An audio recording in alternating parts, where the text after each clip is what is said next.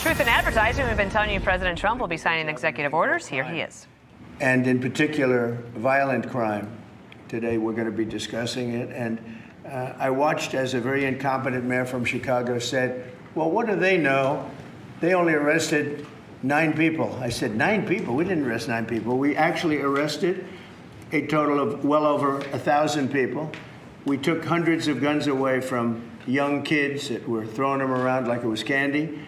We apprehended scores of illegal aliens. We seized dozens of illegal firearms. There have been 0 murders. It sounds sort of terrible to say. It's embarrassing. I did this over the weekend. I'm making a speech, and I acted like I was so proud as I said, we've had 0 murders in the last week. And some of these people were from foreign countries. They said, that doesn't sound so good. And I said, well, it doesn't sound good, but Washington was the most dangerous place in this country. And now, you know what? It's probably the safest place in our country. Everyone's starting to come here. The restaurants now you can't get in. Many of them closed because they couldn't open with crime. Everybody before me is happy what I'm doing. Most of you won't say that because you're radical left. The newspapers are so dishonest. The press is totally dishonest, but that's all right. We've gotten used to it. And we won in a landslide, so they obviously lost their power. I mean, it's impossible to imagine that when you get 97% negative stories, purposely negative stories, even though you've done 97% positive things, that you could win an election in a landslide, winning all 7. Think of it, all 7 swing states, winning by the popular vote by millions of votes. We had a fantastic. The best is your districts. Out of 3,000 districts, I guess we won 3,500. We won 2,750, and they won 500. And that's, to me, the best of all. And we had tremendous in every way, the election. And it's hard to believe you can do that when you have a corrupt media. But many of you are corrupt, and it's nothing we can do about it. But we keep winning, and we're going to keep winning. And this whole story on crime is incredible that the Democrats wouldn't be with us. So the mayor of Chicago, I watched him this morning, he said, Trump doesn't know what he's talking about. He only apprehended 9 people. Well, number one, that's false. It's thousands. We'll get into that. But more importantly than anything, we took guns away. We have some of the worst career professionals out of the country already. They've been taken out of the country, and some are in solid confinement because these were killers. We arrested some very bad people. And in the last 11 days, again, I hate to say it because it sounds so ridiculous, but in the last 11 days, we've had no murders. And that's the first time that's taken place in years, actually years. We always have a murder a week. They call it a murder a week. You come here from Iowa, you come here from Indiana, you come here from Idaho, because you're so proud of your country, you love your country, and then you get murdered. Your son gets murdered, your daughter gets murdered, you get murdered. See the media, you get murdered. Many of you have been mugged in Washington, you just don't want to talk about it. And I know that every time I do this with you almost everything, but every time I do this with you, people are saying to yourselves, he's right, and then you write a negative story. But we are doing an incredible job. The people behind me are amazing. We're working very well with the Washington police, as you know. The D.C. National Guard is unbelievable. We're also getting tremendous help from Secret Service. And we are at a point where Washington is booming again. People are pouring in like we haven't seen for years. Nobody wanted to come here. They didn't want to come here and get murdered. I have a friend of mine who has a very successful son. And I said, where is your son going to be this weekend? He said, he's going to Washington with his friends. I said, really? Yeah, he's wanted to do it for 4 years, but he couldn't do it because it was so unsafe. And he's a tough kid, too. It's so unsafe. And he ended up staying 3 nights, going out to restaurants all 3 nights. He said it was so beautiful, so peaceful, because all the criminals are either arrested or they're hiding. And we're finding the ones that are hiding. So I want to thank Pam Bondi. I want to thank our vice president. I want to thank everybody standing behind me. Because they are really, Gaddy, you've been unbelievable, by the way. They have done an unbelievable job. They're working 24 hours a day. And Washington, D.C. is now in great shape. I'm going to be working with Clark Construction, which is by far your biggest construction company.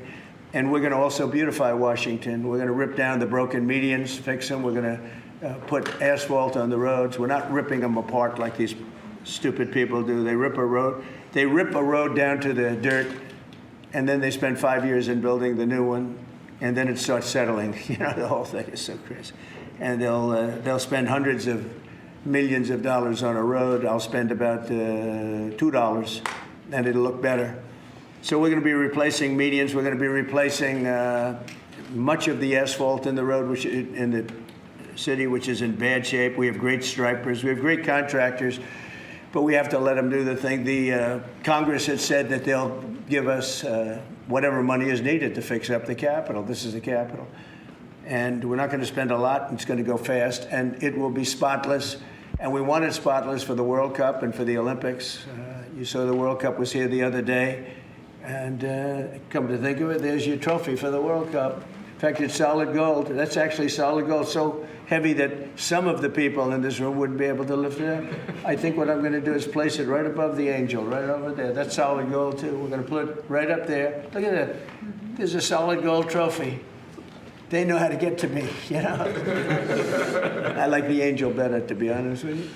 So we're going to sign, and then we'll take a few questions, and we'll tell you how good a job we're doing. We want to go from here to other places, but I was telling some of the people that in a certain way, you really want to be asked to go.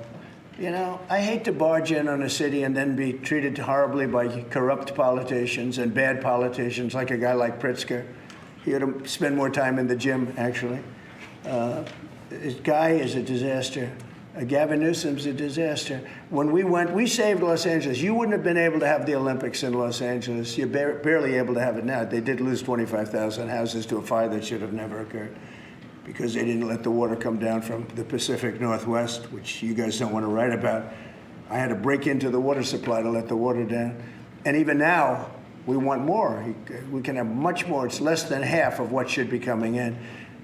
I don't know, they have a political thing about it. It's like the craziest thing I've ever seen. But I don't like going to a town, a city, place, a state, and then be criticized by some corrupt or incompetent governor where crime is rampant. Like, take a look at D.C. Crime was rampant.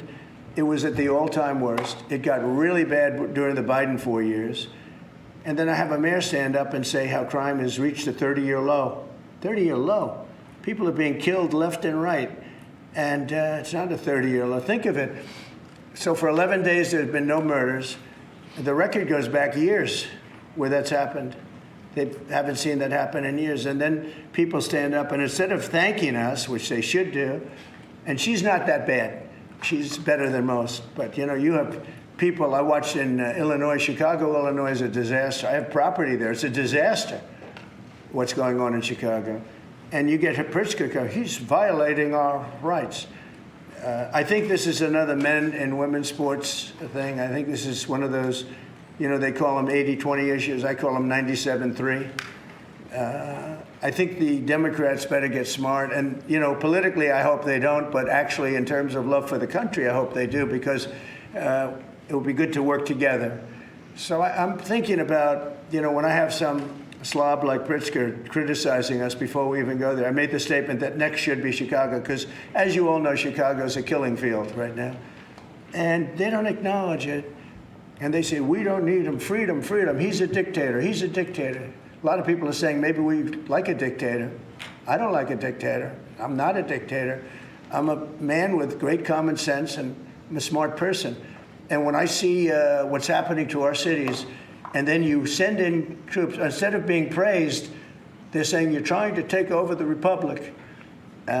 These people are sick. But I'm really saying, and I say this to all of you, in a certain way, we should wait to be asked, because they have cities that are so under control, you know, out of control. So we go in and fix it. They take the full credit for it, and they go out and say, I heard it this morning.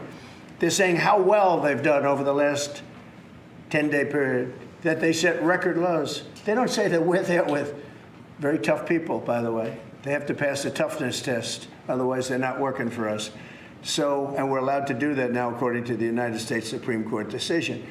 Now, they have to pass a toughness test. If they're not tough, we don't want them for this job. They might be great for other jobs, but not for this job, because they're respected. You saw the gang of kids. They were all huddled up. and a group of soldiers walked up. They never even got over. Those kids ran back to their homes or wherever the hell they came from. They were gone. This is one of the safest cities right now in the world, as crazy as that sounds. And it took 7 days. It took really 3 days, but we're now in our 11th day. So I want to thank you. So we had all of these things, 439 illegal alien criminals have been removed, and we have 6 known gang members, some of the worst leaders of gangs anywhere in the country, MS-13 and Tren de Aragua. We have 2 missing children that have been recovered. They thought they were gone. We brought them back to the family. The family started crying. They couldn't believe that they saw their child again. 49 homeless encampments have been removed. Like, we have the head of South Korea coming in a little while, the president, and he drives down the street. Already, his people have told me, he said, what happened? It's so clean. We always came here, it was filthy dirty with homeless and papers all over the road. That's the other thing. Those roads are swept immaculate, but they're going to be much better in a few months when we put a topping on them. They're going to look like they're brand new. We'll get rid of those rusty old medians that have been crashed into 1,000 times, and they don't fix them. They just let them, they lay them down on the road and they sit there for months. But we don't do that. We don't run things. We run things like we run this. We like clean, we like beautiful, and we like safe, and that's what we're getting. So I'll start signing the executive orders. To me, this is a very, very big deal. One of the executive orders has to do with cashless bail. That was when the big crime in this country started. And I can tell you who did it, when, but I don't want to do that because others followed pretty quickly. But that was when it happened. Somebody kills somebody, they go in, don't worry about it, no cash, come back in a couple of months, we'll give you a trial. You never see the person again. And I mean, they kill people and they get out. Cashless bail. They thought it was discriminatory to make people put up money because they just killed 3 people lying on a street. Any street all over the country, cashless bail. We're ending it, but we're starting by ending it in D.C., and that we have the right to do through federalization. Okay, let's go. Could I ask you to say exactly what this is? Of course. So as you've consistently identified, sir, cashless bail policies are a key driver of the disorder we see on city streets all over America. Catch and release system allows criminals to keep going back out onto the street and reoffending. What this executive order does, it charges your attorney general with identifying jurisdictions all over the country that have cashless bail policies, and then it withholds or revokes federal funds and grants that are flowing to those jurisdictions to ensure that we're only supporting the people who have reasonable common sense policies around crime. So what area does it cover? Potentially anywhere that has a cashless bail policy. So some of the largest cities, some of the most left-wing states in America Almost have adopted. all of them, right? Illinois would be a great example of that, sir. Oh, they have a great cashless bail. You don't even have to go to court sometimes. No, Illinois, I love that state. It's a great state, but it's run so badly by Pritzker. They threw him out of the family business and he becomes governor. Now he wants to run for president. I don't think that's going to happen. Okay, we'll sign right here, right? Sir.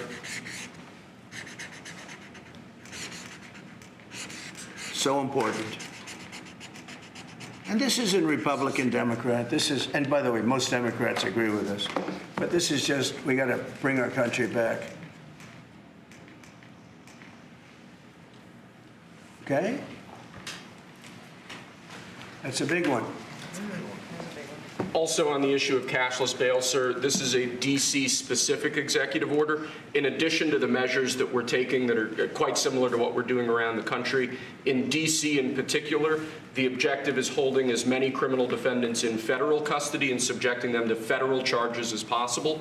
That means that they'll be held pre-trial in federal jail as opposed to just being cut back out on the streets due to a cashless bail policy. Okay? And we have the room.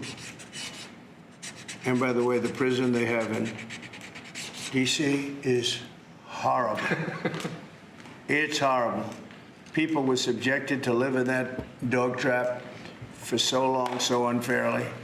I have stories, you'll be hearing about them. That prison is horrible. Okay? This is an executive order that contains a number of additional measures relating to crime and law enforcement in Washington, D.C. It charges, for example, your Secretary of Defense with establishing specialized units in both the D.C. National Guard and in National Guard units around the country, specifically trained and equipped to deal with public order issues.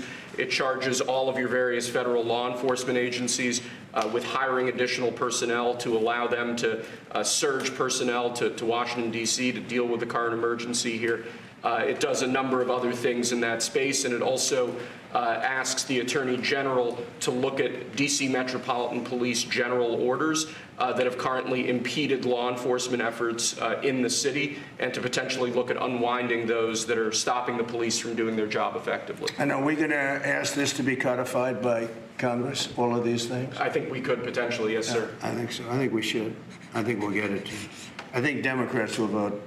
Well, I don't know. It's hard to believe that they might not, but I think Democrats will actually vote for this.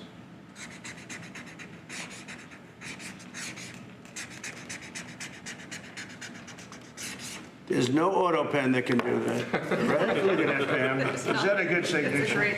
Seriously, is that a good signature? Who can write like that? Nobody.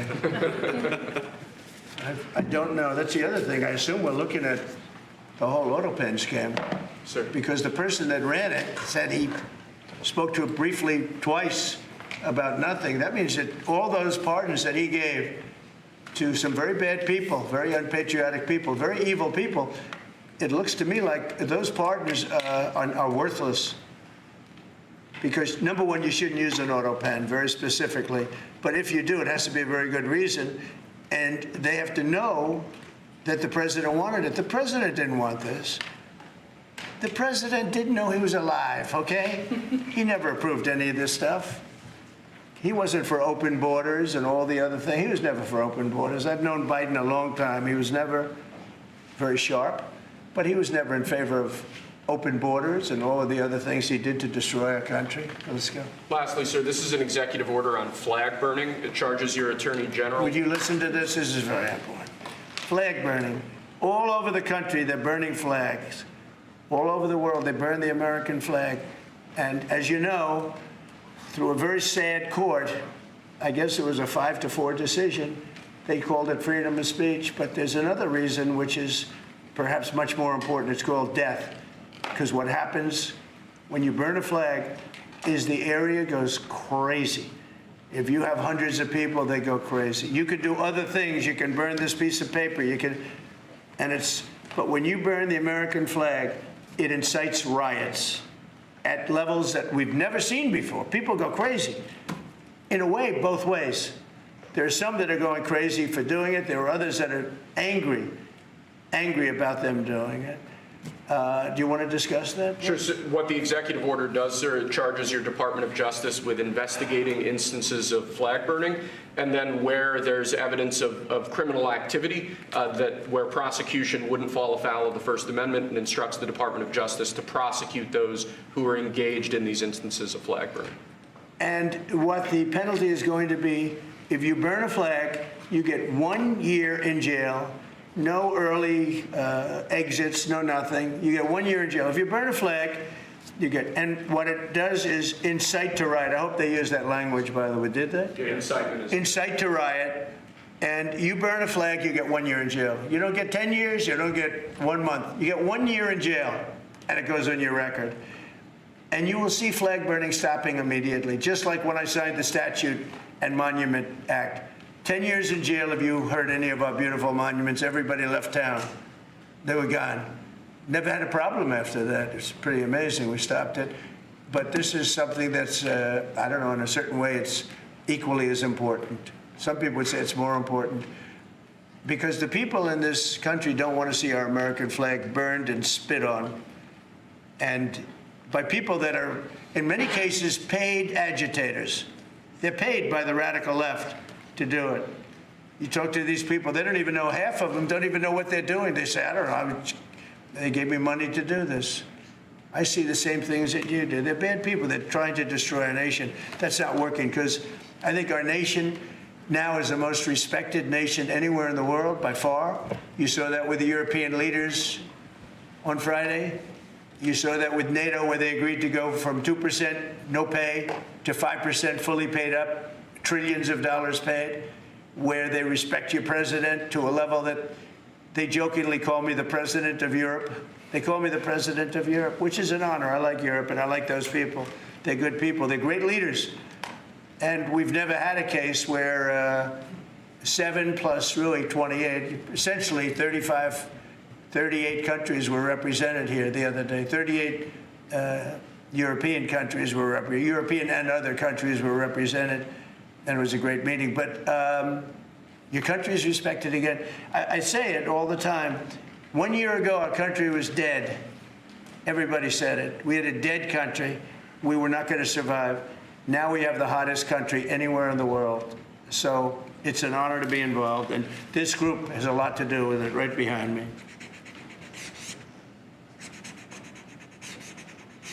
Does anybody behind me have anything? Pam, would you like to say something?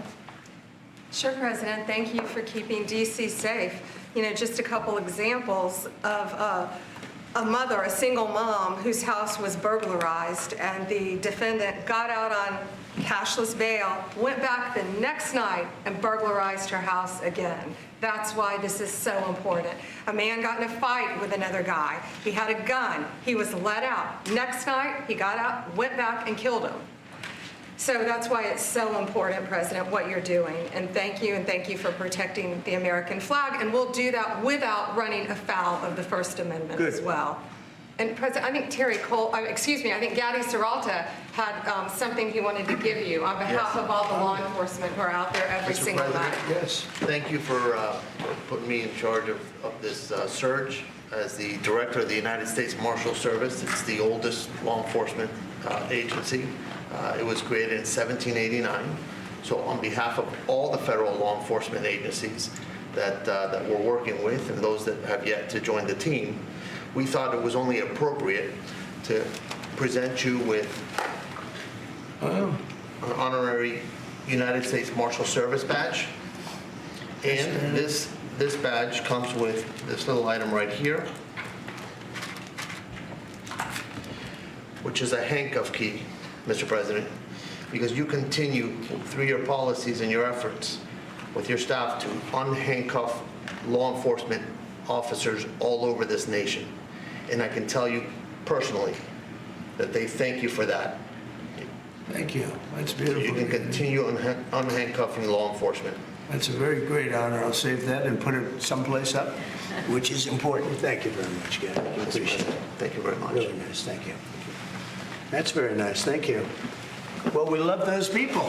They're brave and they love our country, and they don't want to see it. Do you know how many people volunteered for this job? And before I ask the VP to say a few words, because he feels very strongly about it, I think it's very important, Pam, that when we do this, that a state they come and ask us. I mean, I see Pritzker saying, we don't want them. In the meantime, a city is being shot to hell. And they do that politically. And they probably do want it. If we didn't go to Los Angeles, you would literally have had to call off the Olympics. It was so bad. And the sheriff and the law enforcement people, but the sheriff said, and he came out very strongly, he said, if we didn't have these people, we were not able to control it. Now, 4 days later, after we had it totally under control, we did that quickly. He changed his tune a little bit. Well, I think we could have done it. You know, they were dead. If we didn't send in the troops, Los Angeles was dead, the Olympics was gone, the World Cup was gone, everything was gone.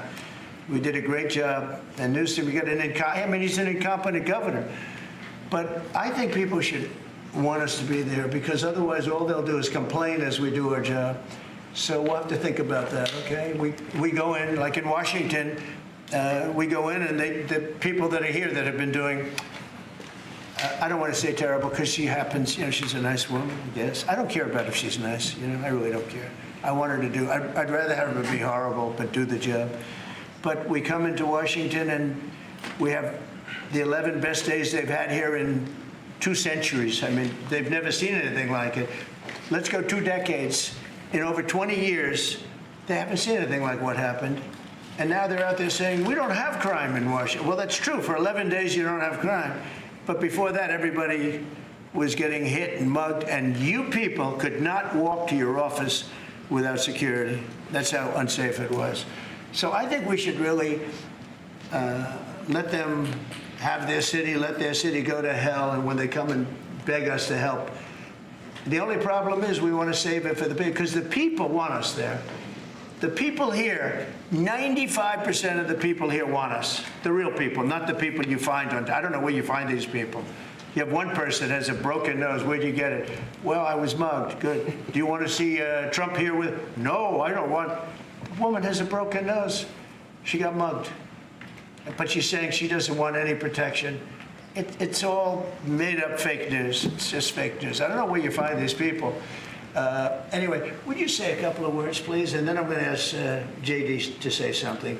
You have done an unbelievable job in a short period of time. Thank you, Mr. President. Highly recommended by you-know-who, right? Yes, sir. Do you want to say his name? Mr. Youngkin, Governor Yes, sir. Youngkin. Yes, sir. We stole you from He Governor called me. Youngkin. He called me. Glenn Youngkin called, and he said, I have somebody who's really fantastic. And based on that recommendation, here you are. You've done a fantastic job. I appreciate it. Thank you, Mr. President. Thank you. Go ahead. The men and women of the Metropolitan Police Department are back. They enjoy doing their job again. They feel the ability to go out and be law enforcement officers. They feel that they're connected to their communities again. They are making a difference. Thanks to you, Mr. President, and our federal task force, you are making D.C. safe once again. Thank you, sir. It's going to get better and better. Well, it can't get much better. There's no crime. I read where crime's down 89%. I said, really? Who are the 11%? Okay? There's no crime. JD, please. Yes, sir. Well, thanks, Mr. President. Thanks to the incredible team here. You know, I want to echo something the President said, where you say there haven't been murders in a couple of weeks in D.C., and it doesn't sound good, but then you talk to local law enforcement, and I didn't realize that this town averaged one murder every other day for the last 20, 30 years, which means that in 2 short weeks, the President and the team have saved 6 or 7 lives, people who would have been killed on the streets of D.C., who are now living, breathing, spending time with their families, because the President had the willpower to say, no more. We're not going to give the streets of D.C. over to vagrants and robbers and murderers. And the last point I want to make, sir, to your point about we want people to welcome us, to ask us, because look at Governor Pritzker in Illinois, or Governor Newsom in Los Angeles, or Governor Moore in Maryland. They are angrier about the fact that the President of the United States is offering to help them get their crime under control than they are about the fact that murderers are running roughshod over their cities and have been for decades. Why are Democrat governors angrier about federal law enforcement helping clean up their streets than they are about the fact that those streets need to be cleaned up to begin with? It shows a real sickness in the head. And I agree with the President of the United States. I think most Democrats, rank and file, nobody likes crime. Republicans don't like crime. Democrats don't like crime. Independents don't like crime. Why are Democratic governors doing everything in their power to make crime easier to do in their cities? It doesn't make an ounce of sense to me. But, Mr. President, I appreciate you being willing to help. And I hope these governors take you up on the offer, because we should clean up all of America's streets. It's the right of every American to live in safety and comfort in their community. And we've got the people to do it. They're signing up like they've never signed up before. Our military, as you know, during the campaign, nobody was signing up. We were way short of their goal, we were understaffed. Nobody wanted to be in the military. Nobody wanted to be a policeman. Nobody wanted to be a fireman. They didn't want anything to do with the country. We had an incompetent, grossly incompetent president who, frankly, should not have been there. He should have never been there. The damage he did to this country is incalculable. I mean, just what he has done. So much of our effort are getting murderers and jailbirds and people out of this country who are drug dealers at the highest level. So much of the energy of people that he let in, it was an unforced error. But I don't think they think it's an error. But I don't believe he believed it. It was the radical lunatics that surrounded this guy at this desk, who are brilliant people, but with the wrong philosophy. There were some brilliant people, but they're evil people, and they're going to be brought down. They have to be brought down because they really hurt our country.